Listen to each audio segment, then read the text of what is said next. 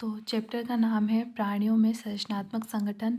इसमें हम पढ़ेंगे जंतु ऊतक या एनिमल टिश्यू के बारे में और फिर पढ़ेंगे कॉकरोच और मेंढक की बाह्य आकार की व आंतरिक आकार की मॉर्फोलॉजी और एनाटॉमी के बारे में। तो ऊतक या टिश्यू क्या होता है?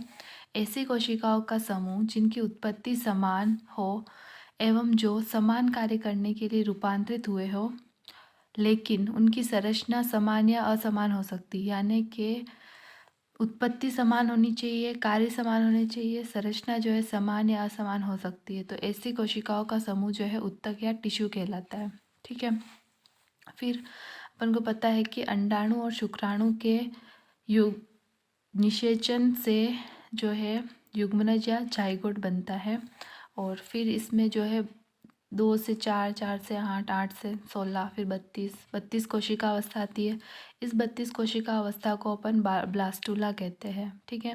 और इनकी जो सेल्स होती है उनको अपन ब्लास्टोमियर सेल्स कहते हैं। इन ब्लास्टोमियर सेल्स जो है इनका जो है अंतरोपण होता है गर्भाशय की जो एंडोमेट्रियम है वहाँ पे। ठीक है। अब ये जो ब्लास्टोमियर की कोशिकाएं होती है वो अपने आप को 3 परतों में व्यवस्थित कर लेती है। इन जो ये परतें हैं इनकी तीनों परतों को हम जर्म लेयर्स कहते हैं। ठीक है। अब इसकी ये 3 परतों के नाम कौन कौन से? बाह्यजन स्तर या एक्टोडर्म, मध्यजन स्तर या मेसोडर्म और अंतःजन स्तर या एंडोडर्म। फिर हम पढ़ेंगे जंतु ऊतक को कितने प्रकार में बांटा गया है। तो जंतु ऊतक को 4 प्रकारों में बांटा गया है।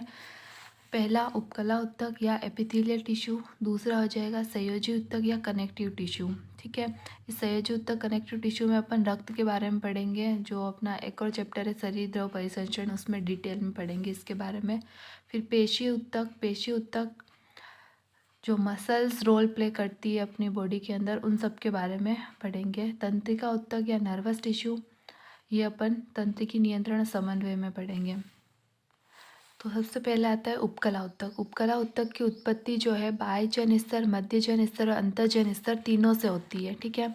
उपकला ऊतक का कार्य क्या होता है? आवरण या कवरिंग बनाना और आस्तर या लाइनिंग बनाना। ठीक है। फिर आता है संयोजी ऊतक। संयोजी ऊतक की उत्पत्ति जो है मध्यजन स्तर से होती है और इसका कार्य होता है शरीर के विभिन्न अंगों को जोड़ना, शरीर को ढांचा प्रदान करना और अंगों को सुरक्षा प्रदान करना। और तीसरा कार्य इसका होता है शरीर में विभिन्न पदार्थों का परिवहन करना। ठीक है। फिर आता है पेशी ऊतक या मस्कुलर टिश्यू। तो इसकी उत्पत्ति होती है मध्यजन स्तर से, लेकिन इसके अपवाद है कुछ, जैसे नेत्र में आइरिस और सिलेरी काय की जो पेशियाँ होती है उनकी उत्पत्ति बाह्यजन स्तर से होती है। ठीक है। फिर अपना पेशी ऊतक का कार्य होता है गमन एवं संचलन में मदद करना। ठीक है। फिर आता है तंत्रिका ऊतक या नर्वस टिश्यू। तो इसकी उत्पत्ति होती है बाह्यजन स्तर से। इसका अपवाद है माइक्रोग्लियल कोशिकाएं जो होती है उनकी उत्पत्ति जो है मध्यजन स्तर से होती है। तो ये तंत्रिका ऊतक का अपवाद हो गया।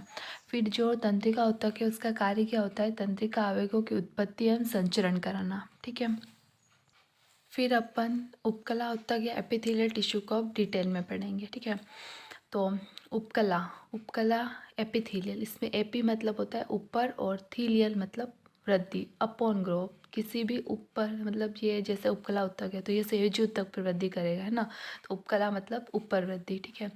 अब उपकला ऊतक की कोशिकाएं जो है वो संयोजी ऊतक पर निर्भर करती है, मतलब वृद्धि करती है ना। अब उपकला ऊतक की कोशिकाओं में आंतरिक पदार्थ बहुत कम मात्रा में पाया जाता है। यानी जो उपकला ऊतक की कोशिकाएं होती है उनमें इंटरसेलुलर मैट्रिक्स जो है बहुत कम मात्रा में पाया जा रहा है। अब अगर अंतःकोशिकीय पदार्थ जो है उसमें कम पाया जा रहा है तो उसमें रक्त वाहिनियाँ भी अनुपस्थित होगी और रक्त आपूर्ति नहीं होगी। तो यही लिखा हुआ है यहाँ पे कि अंतःकोशिकीय पदार्थ कम होने के कारण रक्त वाहिनियाँ अनुपस्थित होती है और रक्त आपूर्ति नहीं होती है। ठीक है। फिर है उपकला ऊतक। उपकला ऊतक ऑक्सीजन एवं अन्य आवश्यक पदार्थों के लिए संयोजी ऊतक पर निर्भर होता है। ठीक है। अब उपकला ऊतक कैसे पाया जा रहा है? तो सबसे पहले ये उपकला ऊतक है, ये जो है संयोजी ऊतक के ऊपर वृद्धि करता है, अपन ने देखा भी है। अब जो उपकला ऊतक है और संयोजी ऊतक है उसके बीच में जो है आधारी झिल्ली या बेसमेंट मेम्ब्रेन पाई जाती है जिससे वो आपस में कनेक्ट है। ठीक है। अब आधारी झिल्ली के भी 2 प्रकार होते हैं। पहला आधारी पटल या बेसल लेमिला और दूसरा होता है तंतुमय पटल या फाइब्रस लेमिला। ठीक है। अब अपन आधारी झिल्ली या बेसमेंट मेम्ब्रेन के बारे में पढ़ते हैं। तो यह एक पतली अकोशिकीय झिल्ली होती है, ठीक है, जिस पर उपकला कोशिकाएं पाई जा रही है, ठीक है। यह आधारी झिल्ली उपकला एवं संयोजी ऊतक द्वारा बनाई जाती है। अब ये बेसमेंट मेम्ब्रेन किससे बन रही है? उपकला और संयोजी ऊतक से। तो सबसे पहले उपकला ऊतक है। उपकला ऊतक किस पर वृद्धि कर रहा है? संयोजी ऊतक पर, ठीक है। और संयोजी ऊतक और उपकला ऊतक के बीच में आधारी झिल्ली पाई जा रही है। आधारी झिल्ली को दो भागों से मिलकर बनी हुई है, एक तो बेसल लेमिला और एक फाइब्रस लेमिला, ठीक है। फिर आता है ये जो आधारी झिल्ली होती है वो म्यूकोपॉलीसेकेराइड, ग्लाइकोप्रोटीन और कोलेजन तंतु की बनी होती है, ठीक है। फिर उपकला ऊतक में रक्त की आपूर्ति नहीं होती है, ठीक है, उसमें क्योंकि अंतःकोशिकीय पदार्थ भी उपस्थित नहीं है, जिससे रक्त वाहिनियाँ भी उपस्थित नहीं है उसमें, तो रक्त आपूर्ति भी नहीं होगी। लेकिन जो उपकला ऊतक होता है उसमें तंत्रिकाएं उपस्थित होती है, ठीक है। फिर उपकला ऊतक की ऊपरी सतह वातावरण या देह तरल की ओर रहती है और निचली सतह जो है आधारित झिल्ली की ओर रहती है, ठीक है। अब अपन पढ़ेंगे उपकला ऊतक के प्रकार। तो उपकला ऊतक दो प्रकार का होता है, सरल उपकला ऊतक या सिंपल एपिथेलियम और संयुक्त उपकला या कंपाउंड एपिथेलियम, ठीक है। सिंपल एपिथेलियम क्या होता है कि इसमें कोशिकाएं जो है एक स्तर में व्यवस्थित रहती है और ये क्या करती है? आस्तर बनाने का कार्य करती है, ठीक है। फिर आती है संयुक्त उपकला या कंपाउंड एपिथेलियम। इसमें कोशिकाएं दो या अधिक स्तरों में व्यवस्थित होती है और ये कंपाउंड एपिथेलियम जो है सुरक्षा प्रदान करने का कार्य करती है, ठीक है। फिर सरल उपकला रूपांतरित होकर विशिष्ट उपकला का निर्माण करती है, ठीक है। अब उपकला ऊतक जो है उसको तीन रूपों में बांटा गया। एक तो सरल उपकला या सिंपल एपिथेलियम, एक संयुक्त उपकला या कंपाउंड एपिथेलियम, और फिर जो ये सरल उपकला है वो रूपांतरित होकर विशिष्ट उपकला बनाती है, तो एक हो जाएगा विशिष्ट उपकला या स्पेशलाइज्ड एपिथेलियम। फिर सिंपल एपिथेलियम जो है उसको फिर से चार भागों में बांटा गया है। सरल शल्की उपकला या सिंपल स्क्यूमस एपिथेलियम, फिर सरल घनाकार उपकला या सिंपल क्यूबॉइडल एपिथेलियम, फिर आती है सरल स्तंभाकार उपकला या सिंपल कोल्यूमनर एपिथेलियम, और फिर फोर्थ आएगी कूट या आभासी स्तरित उपकला या स्यूडो स्टेटिफाइड एपिथेलियम, ठीक है। फिर संयुक्त उपकला जो होती है उसको दो भागों में बांटा गया है, संक्रमित उपकला या ट्रांजिशनल एपिथेलियम और स्तरित उपकला या स्टेडिफाइड एपिथेलियम, ठीक है।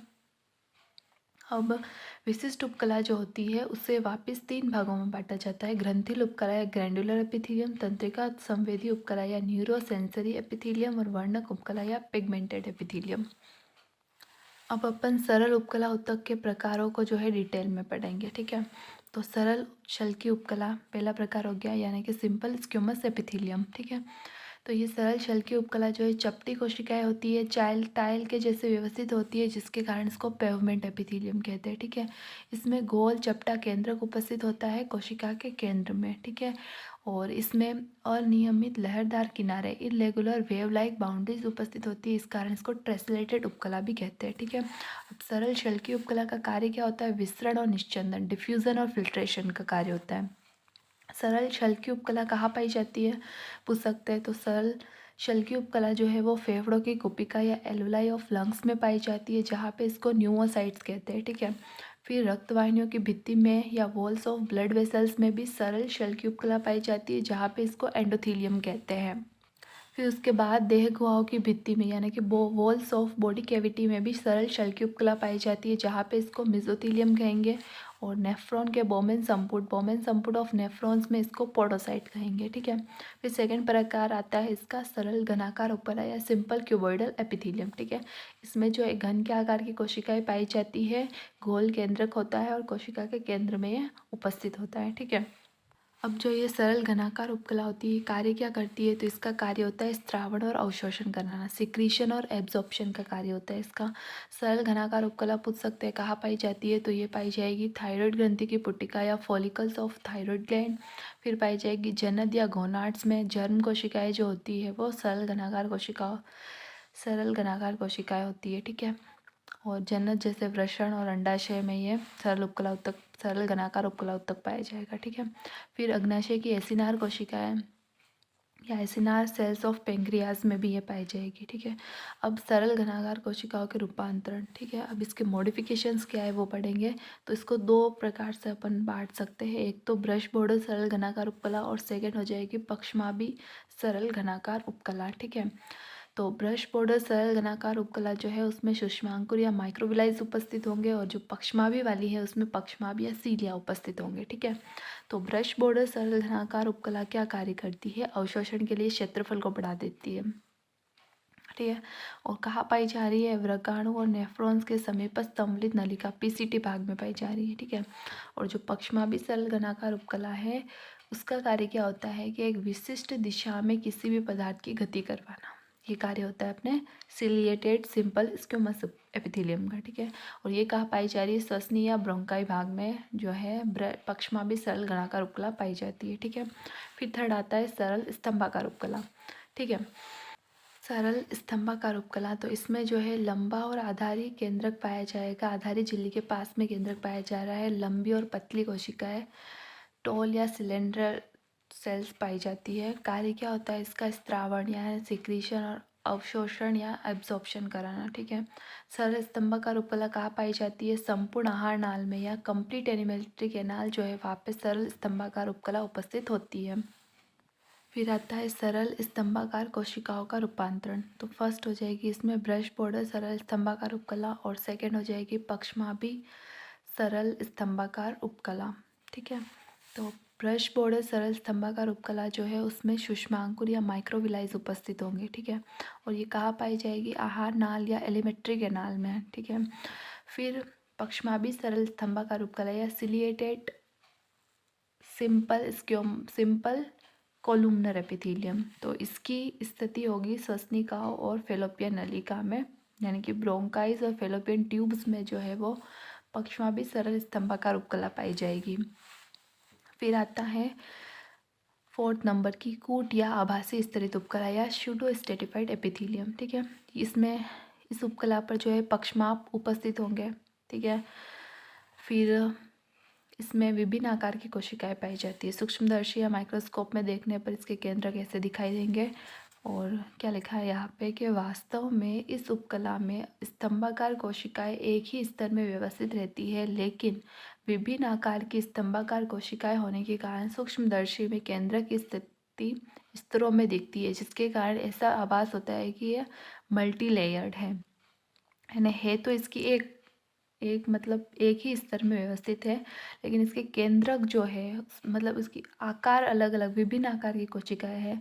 तो ये विभिन्न आकार की कोशिकाएं जब एक सिरे में व्यवस्थित होगी तो इसके केंद्रक ऊपर नीचे दिखाई देंगे। ठीक है, उसके केंद्रक ऊपर नीचे दिखाई देंगे, अपन को लगेगा सूक्ष्मदर्शी में कि ये मल्टी लेयर्ड है। ठीक है, फिर इसकी स्थिति यानी कि कूट आभासी स्तरित उपकला कहाँ पाई जाती है? तो कूट स्तरित आभासी उपकला जो है वो श्वसनी के आंतरिक स्तर या इनर लाइनिंग ऑफ ब्रोंकाई में कूट या आभासी स्तरित उपकला पाई जाती है। ठीक है, फिर आती है अपने संयुक्त उपकला या कंपाउंड एपिथेलियम। संयुक्त उपकला या कंपाउंड एपिथेलियम जो है दो प्रकार की होगी। फर्स्ट होगी संक्रमित उपकला या ट्रांजिशनल एपिथेलियम यानी कि यूरोथीलियम, और सेकंड होगी स्तरित उपकला या स्ट्रेटिफाइड एपिथेलियम। ओके, फर्स्ट आती है संक्रमित उपकला या ट्रांजिशनल एपिथेलियम, जहाँ पे जो है आधारी झिल्ली अनुपस्थित होगी। विश्राम अवस्था में इसकी स्थिति ऐसी होगी, और जब खिंचाव अवस्था आएगी तब इसकी स्थिति ऐसी होगी, यानी कि आयतन बढ़ जाएगा। फिर आता है कि संक्रमित उपकला या ट्रांजिशनल एपिथेलियम कहाँ कहाँ पाई जाती है, इसकी स्थिति पूछ सकते हैं। तो वृक्क के पेल्विस भाग, मूत्रवाहिनी, मूत्राशय और मूत्र मार्ग में जो है संक्रमित उपकला या ट्रांजिशनल एपिथेलियम पाई जाती है। ठीक है, फिर आती है अपनी स्तरित उपकला या स्ट्रेटिफाइड एपिथेलियम। तो इसको जो है तीन भागों में बांट सकते हैं अपन। पहली आती है स्तरित शल्की यानी कि स्ट्रेटिफाइड स्क्यूमस, फिर आएगी स्तरित घनाकार या स्ट्रेटिफाइड क्यूबॉइडल, और फिर आएगी स्तरित स्तंभाकार या स्ट्रेटिफाइड कोल्यूमनर। स्तरित शल्की जो है वो दो भागों में विभाजित है, किरेटिन युक्त और किरेटिन विहीन। किरेटिन युक्त जो स्तरित शल्की उपकला है वो पाई जा रही है अपने त्वचा में, नाखून में, पक्षी के पंख में, सींग में और खूर में। और जो किरेटिन विहीन वाली जो है वो पाई जाएगी मुख गुहा, की नम सतह पर ग्रसनी में, योनि या वेजाइना, गुदाद्वार या एनस में पाई जाएगी। ठीक है, फिर ये इस प्रकार से व्यवस्थित होंगे: केराटिन युक्त, केराटिन विहीन, केराटिन युक्त, स्तरित शल की, स्तरित घनाकार, फिर स्तरित स्तंभाकार, ऊपरी स्तर। बीज के स्तर में बहुभुजी कोशिकाएं पाई जाइए, ऊपरी स्तर है यहाँ पे, ये तीनों प्रकार की है। उसके बाद में बीज की जो है वो बहुभुजीय कोशिकाएं होगी, और जो निचला स्तर है वहाँ पे घनाकार या स्तंभाकार कोशिकाएं पाई जाएगी। फिर आती है स्तरित घनाकार उपकला। स्तरित घनाकार उपकला जो है लार ग्रंथि में पाई जाएगी। तो अब तक अपन ने क्या देखा? सरल उपकला पढ़ा, सरल उपकला के प्रकार पढ़े, फिर संयुक्त उपकला पढ़ा, संयुक्त उपकला के प्रकार पढ़े। अब आती है अपने थर्ड नंबर की विशिष्ट उपकला या स्पेशलाइज्ड एपिथेलियम। ठीक है, तो इसको भी अपन को पहले बताया था मैंने कि ये 3 भागों में विभाजित है: ग्रंथिल उपकला या ग्रैंड्युलर एपिथेलियम, तंत्रिका संवेदी या न्यूरोसेंसरी, और वर्णक उपकला या पिगमेंटेड एपिथेलियम। सबसे पहले ग्रंथिल उपकला या ग्रैंड्युलर एपिथेलियम। ठीक है, तो ये सरल घनाकार एवं स्तंभाकार उपकला का रूपांतरण होती है। ग्रंथि या ग्लैंड्स क्या होती है? ऐसी कोशिका या कोशिकाओं का समूह जो विशिष्ट रसायन का निर्माण या स्त्राव करती है, ग्रंथि कहलाती है। ठीक है, अब अपने कोशिका की संख्या के आधार पर ग्रंथि को कितने भागों में बांटा गया है वो पढ़ते हैं। तो based on number of cells इनको 2 भागों में बांटा जा रहा है। ग्रंथि हो जाएगी एक कोशिकीय ग्रंथि या यूनिसेलुलर ग्लैंड, और सेकेंड हो जाएगी बहुकोशिकीय ग्रंथि या मल्टी सेलुलर ग्लैंड्स। ठीक है, अब एक कोशिकीय ग्रंथि कहाँ पाई जाएगी? ग्लोबुलेट और कलश कोशिकाएं जो होती है, जो कि श्लेष्मा का स्त्राव करती है, वो एक कोशिकीय ग्रंथि है। और फिर सेकेंड पेनेत कोशिकाएं जो कि छोटी आंत में पाई जाती है, वो भी एक कोशिकीय ग्रंथि का उदाहरण है। और जो बहुकोशिकीय ग्रंथियाँ होती है वो अन्य सभी जो ग्रंथियाँ होती है वहाँ पे, वो सब जो है बहुकोशिकीय ग्रंथियाँ हैं। ठीक है, फिर सेकेंड आएगा अपना स्त्राव के निष्कासन के आधार पर। तो स्त्राव के निष्कासन के आधार पर अपन ग्रंथियों को जो है वापस 3 भागों में बांट सकते हैं: बहिस्रावी ग्रंथि या एक्सोक्राइन ग्लैंड्स, ये क्या होती है? नलिकीय ग्रंथि होती है। ठीक है, इनके स्त्राव जो है लार, दूध, पसीना, कर्ण, मोम, पाचक रस आदि होते हैं। फिर आती है अंतःस्रावी ग्रंथि, अंतःस्रावी ग्रंथि या एंडोक्राइन ग्लैंड्स, ये नलिका विहीन ग्रंथियाँ होती है और ये हार्मोन नामक रसायन बनाती है। फिर आती है मिश्रित ग्रंथि या मिक्स्ड ग्लैंड्स या हेट्रोक्राइन ग्लैंड्स, ये हार्मोन एवं पाचक रस आदि बनाती है। ठीक है, अब जो अपने बहिस्रावी ग्रंथि है उसका उदाहरण हो जाएगी लार ग्रंथि, दुग्ध ग्रंथि, पाचक ग्रंथियाँ, श्वेत ग्रंथि, सेरोमिनस ग्रंथि, ये सभी बहिस्रावी ग्रंथियों के उदाहरण होते हैं। फिर अपने आता है हाइपोथैलेमस, पीयूष ग्रंथि, पीरियल ग्रंथि, थायराइड, पैराथायराइड, थाइमस, अधिवृक्क, ये सभी अंतःस्रावी ग्रंथियों के उदाहरण हैं। और फिर मिश्रित ग्रंथि, मिश्रित ग्रंथि कौन सी हो जाएगी? अग्नाशय, पैंक्रियाज, जनन, वृषण, अंडाशय, मिश्रित ग्रंथि के उदाहरण हो जाएंगे। फिर अपन पढ़ेंगे तंत्रिका संवेदी उपकला के बारे में। तो ये तंत्रिका संवेदी उपकला जो है वहाँ पे उसमें जो है पक्षमाप पाए जा रहे हैं, और ये तंत्रिकाएँ पाई जा रही है जो कि मस्तिष्क तक जाती है। ठीक है, तंत्रिका संवेदी उपकला कहाँ पाई जा रही है पूछ सकते हैं। तो ये पाई जाएगी संवेदी अंगों या सेंसरी ऑर्गन्स में, त्वचा में, नाक में, कर्ण में, नेत्र में, जीवा में, यहाँ सब तंत्रिका संवेदी उपकला पाई जाती है। ठीक है, फिर आती है वर्णक उपकला या पिगमेंटेड एपिथेलियम। तो अपन को पता है कि बाहर से मतलब प्रकाश आएगा तो इंटरनल रिफ्लेक्शन या आंतरिक परावर्तन होता है जिससे धुंधला दिखाई देगा। तो अब यहाँ पे जो है ये वर्णक उपकला पाई जाती है। तो ये वर्णक उपकला जो है वो आंतरिक परावर्तन को रोकती है जिससे हमें साफ दिखेगा। ठीक है, और इसके अलावा इस पर मेलेनिन पिगमेंट भी उपस्थित होता है इस उपकला पर। ठीक है, अब अपन पढ़ेंगे कोशिका संधि के बारे में। तो कोशिकीय संधि जो है वो 3 प्रकार की होगी: दृढ़ संधि, आसंजी संधि, और तीसरी होगी अवकाश या अंतराली संधि। टाइट जंक्शन, एडहेरेंट जंक्शन और गैप जंक्शन, इनके बारे में अपन अब डिटेल में पढ़ेंगे। तो अब जो तीनों संधि है उसके बारे में अपन डिटेल में पढ़ेंगे। तो दृढ़ संधि, दृढ़ संधि क्या होती है? 2 पड़ोसी कोशिकाओं को आपस में दृढ़ता से जोड़े रखना और उनके बीच से किसी भी पदार्थ के रिसाव को रोकने का कार्य करती है। और ये दृढ़ संधि कहाँ पाई जाती है? उपकला कोशिकाओं में दृढ़ संधि या टाइट जंक्शन पाया जाता है। फिर आती है आसंजी संधि। आसंजी संधि जो है दो पड़ोसी कोशिकाओं को आपस में जोड़े रखने का कार्य करती है। ये भी उपकला कोशिकाओं में पाई जाती है। फिर थर्ड आती है अवकाश या अंतराली संधि। ये जो है दो पड़ोसी कोशिकाओं के कोशिका द्रव्य को आपस में जोड़ने और उनके बीच आयनों, छोटे अणु और कभी कभी बड़े अणुओं के स्थानांतरण में मदद करती है। पेशियों व तंत्रिकाओं में जो है अवकाशी या अंतराली संधि पाई जाती है।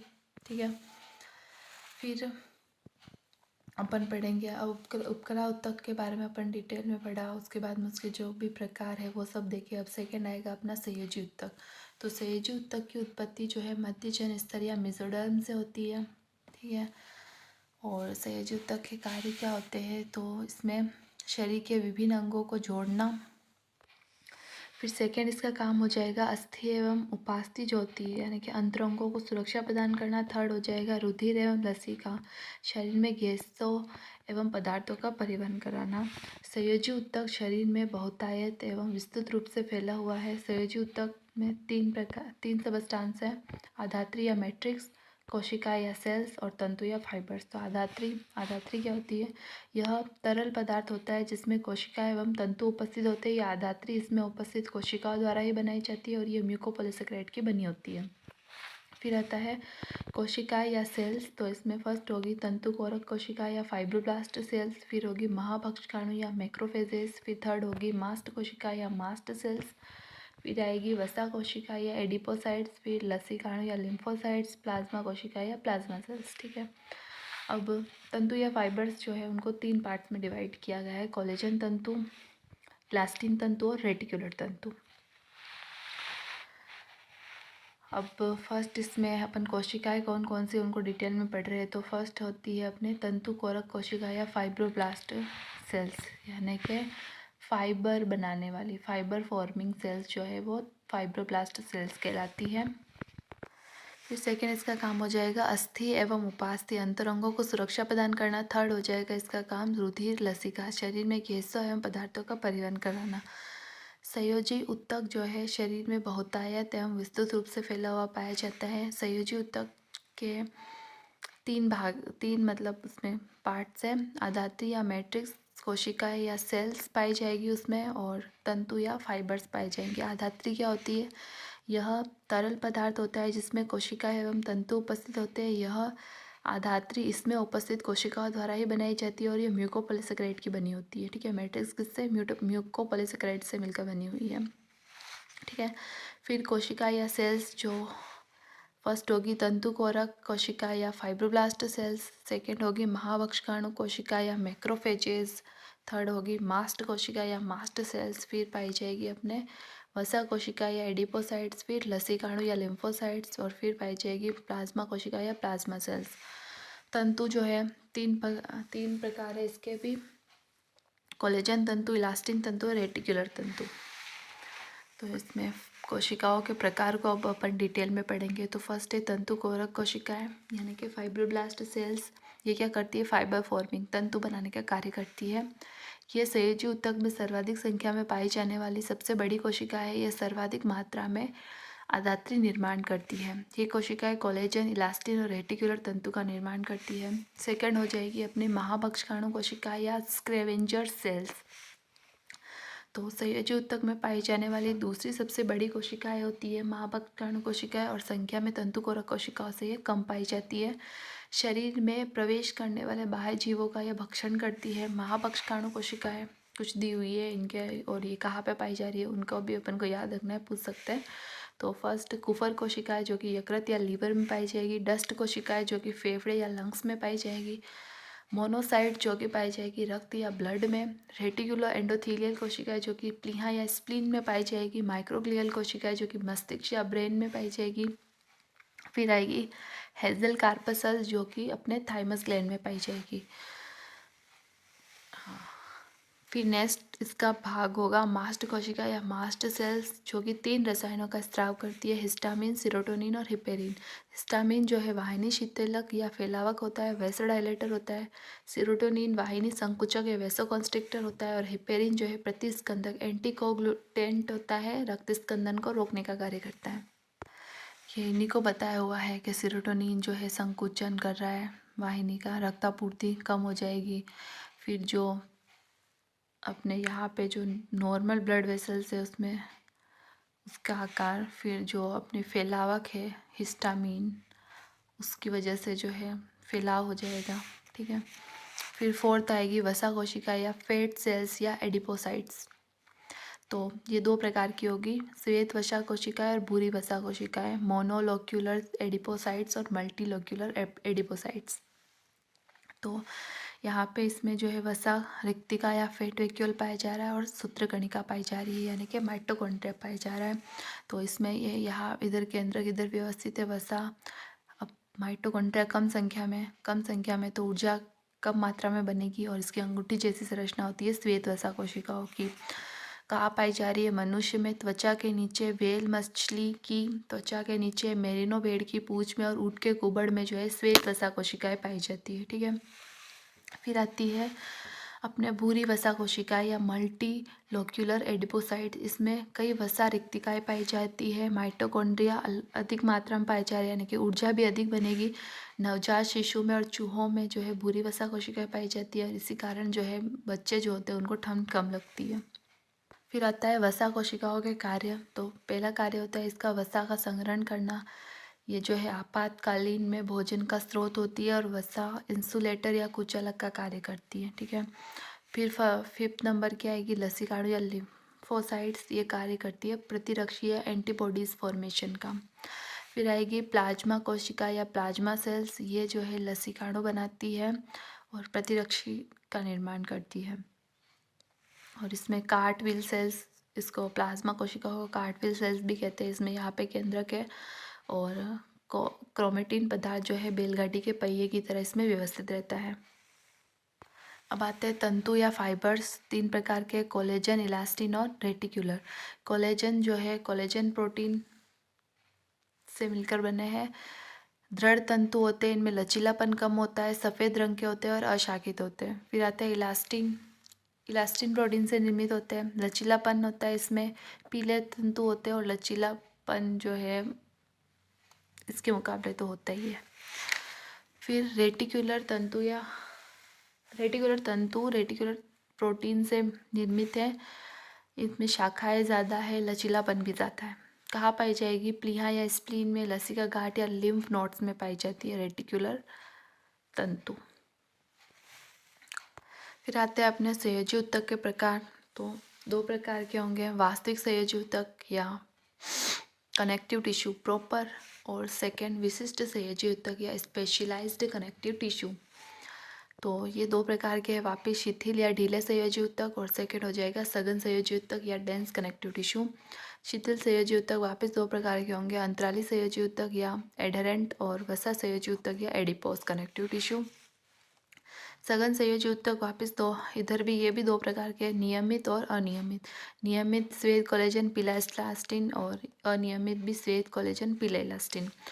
फिर आता है विशिष्ट संयोजी ऊतक। इनको भी दो भागों में बांटा गया है, कंकाली संयोजी ऊतक या स्केलेटल कनेक्टिव टिश्यू, और फिर आएगा तरल संयोजी ऊतक या फ्लूइड कनेक्टिव टिश्यू। तरल कंकाली संयोजी ऊतक जो है अस्थि और उपास्थि, बोन और कार्टिलेज में पाया जाएगा, और तरल संयोजी ऊतक रुधिर या रक्त और लसिका या लिम्फ में पाया जाएगा। फिर अपन पढ़ेंगे वास्तविक संयोजी ऊतक क्या होता है। तो वास्तविक संयोजी ऊतक क्या होता है कि वह संयोजी ऊतक जिसमें वास्तविक घटक, आधात्री कोशिकाएं और तंतु पाए जाते हैं वो वास्तविक संयोजी ऊतक कहलाता है। और सेकंड होगा अपना विशिष्ट संयोजी ऊतक। विशिष्ट संयोजी ऊतक क्या होता है कि वह संयोजी ऊतक जिसमें वास्तविक घटक रूपांतरित या मॉडिफाइड रूप में पाए जाते हैं विशिष्ट संयोजी ऊतक कहलाता है। वास्तविक संयोजी ऊतक तो ये दो प्रकार के, शिथिल वाले और सघन वाले। तो शिथिल वाले क्या है, आधात्री इनमें अधिक मात्रा में पाई जाएगी, कोशिका और तंतु कम मात्रा में पाए जाएंगे। ठीक है। सघन या डेंस वाली क्या है, उसमें आधात्री कम मात्रा में पाई जाएगी और कोशिका और तंतु अधिक मात्रा में पाए जाएंगे। नेक्स्ट आता है शिथिल या ढीले संयोजी ऊतक या लूज कनेक्टिव टिश्यू। इसमें फर्स्ट है अंतराली संयोजी ऊतक या एरियोलर कनेक्टिव टिश्यू। तो शरीर के विभिन्न अंगों के मध्य उपस्थित अवकाश या अंतराल में पाया जाने वाला ऊतक है एरियोलर कनेक्टिव टिश्यू। त्वचा, एपिडर्मिस, डर्मिस, यहाँ पे एरियोलर वाला पाया जा रहा है। उपकला उत्तक जो है अंतराली संयोजी उत्तक पर वृद्धि करता है। कार्य क्या होता है इसका? त्वचा को पेशियों से जोड़ने का कार्य करता है। फिर आता है वसा संयोजी उत्तक। इसमें फर्स्ट यहाँ पे देखो अंतराली ये जो शिथिल वाले हो गए उसमें आ गया अंतराली। फिर आएगा सघन संयोजी उत्तक। ये दो प्रकार के होंगे वापस, नियमित वाला और अनियमित वाला। ठीक है, नियमित श्वेत कोलेजन और ये पीले इलास्टिन वाले हैं। तो श्वेत कोलेजन जो है केवल इसमें कोलेजन तंतु उपस्थित होंगे। टेंडन या कंडरा उपास्थि को पेशी से जोड़ने का कार्य करती है। जो टेंडन क्या करते हैं? उपास्थि को पेशी से जोड़ती है। तो वहाँ पे जो है श्वेत कोलेजन नियमित सघन संयोजी उत्तक पाया जाएगा। पीले इलास्टिन यानी कि इसमें इलास्टिन तंतु अधिक होंगे और कोलेजन तंतु कम होगा। लिगामेंट या स्नायु में उपस्थित होंगे। अस्थि को जो है अस्थि से जोड़ने का कार्य करता है। ठीक है, फिर अनियमित वाले, तो अनियमित वापस दो प्रकार के होंगे, श्वेत कोलेजन और पीले इलास्टिन। अंगों के आवरण में जो है श्वेत कोलेजन वाले पाए जाएंगे। पेरियोस्टियम अस्थि का आवरण, पेरिकोडियम उपास्थि, पेरिकॉन्ड्रियम कार्डियम हृदय, ड्यूरामेटर मस्तिष्क, ट्यूना एडवेंटिशिया ग्रसिका, रीनल कैप्सूल वृक्क, ग्रिसन्स कैप्सूल यकृत पालिया, इन सब में श्वेत कोलेजन अनियमित सघन संयोजी उत्तक पाए जाएंगे। पीले इलास्टिन वाले जो है वो त्वचा और रक्तवाहिनियों की भित्ति में पाए जाते हैं। फिर आते हैं विशिष्ट संयोजी उत्तक। इसमें फर्स्ट होगा कंकाली संयोजी उत्तक, उपास्थि और अस्थि। उपास्थि क्या होती है? उपास्थि क्या है? अंतःकोशिकीय पदार्थ ठोस, विशिष्ट अनम्य एवं संपीड़न रोधी होता है इसमें। ठीक है, आधात्री प्लस कोशिकाएं प्लस तंतु कोलेजन और इलास्टिन वाले में। ठीक है, आधात्री इसमें कॉन्ड्रोइटिन सल्फेट उपस्थित। फिर कोशिकाएं पाई जा रही है कॉन्ड्रोप्लास्ट निर्माण करने वाली, कॉन्ड्रोसाइट कोशिका और कॉन्ड्रोक्लास्ट नष्ट करने वाली। ठीक है, ये यहाँ पे व्यवस्थित है, पेरिकॉन्ड्रियम, कॉन्ड्रोब्लास्ट, कॉन्ड्रोसाइट, ये सब। अब अपन पढ़ेंगे उपास्थि के प्रकार। तो उपास्थि 3 प्रकार से व्यवस्थित है, हाइलीन या काचाभ उपास्थि, इलास्टिक और श्वेत या तंतुमय। तो हाइलीन या काचा भ्रूणीय अवस्था में ये सर्वाधिक मात्रा में होती है। जन्म के पश्चात ये अस्थिर में रूपांतरित हो जाती है। स्थिति ये श्वास नाल की सी आकार के अपूर्ण छल्लों में पाई जा रही है। कंठ की कुछ उपास्थि जो है वो हाइलीन है। फिर इलास्टिन तंतु से निर्मित स्थिति नाक के शीर्ष पर बाह्यकर्ण पिन्ना एपिग्लोटिस में इलास्टिन तंतु, कोलेजन वाले कशेरुक दंड में, कशेरुकी के मध्य में, प्यूबिक सिम्प्योफाइसिस या श्रोणि अस्थि में। तो अब तक अपन ने क्या क्या पढ़ा? उत्तक क्या होता है उसके बारे में पढ़ा, उत्तक के प्रकार पढ़े, और फिर उसमें प्रकार में भी उपकला उत्तक के बारे में पढ़ा, उपकला उत्तक के प्रकार पढ़े, देन संयोजी उत्तक के बारे में पढ़ा। ठीक है, अब इसके आगे जो है विशिष्ट प्रकार के जो उत्तक है उनके बारे में और डिटेल में पढ़ेंगे। और जो अपना क्या बच रहा है कॉकरोच और मेंढक, उसकी बाह्य आकारिकी और आंतरिक आकारिकी के बारे में पढ़ेंगे। और फिर ये कंप्लीट चैप्टर हो जाएगा और वन शॉट में आप इसको देख कर कम टाइम में अच्छे से रिवाइज कर सकते हैं। ठीक है, तो thank you for watching this and like, share, subscribe to my channel and please support us. Thank you.